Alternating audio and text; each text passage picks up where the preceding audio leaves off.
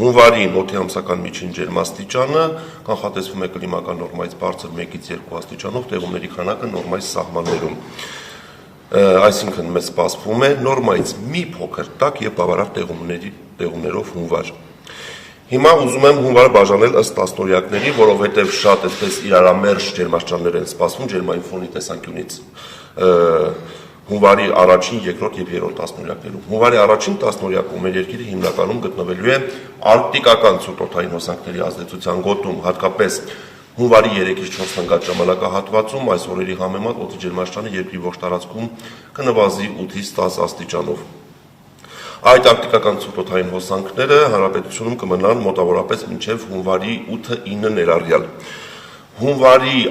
երկրորդ եւ երրորդ տասնօրյակներում հիմնականում հանրապետությունում կգերակշռեն հարավ-արևմուտքից հարավից ներթափանցող արևադարձային տաքօդային հոսանքները, ինչի արդյունքում օդի ջերմաստիճանը հունվարի երկրորդ տասնօրյակից առաջին տասնօրյակի համեմատ զգալի կբարձրանա։ Այսպիսով, եթե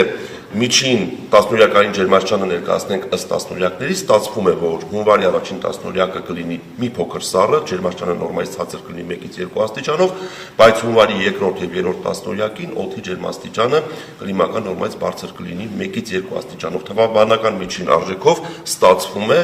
որ ամսական միջին ջերմաստիճանը նորմայից բարձր կլինի 1-ից 2 աստիճանով։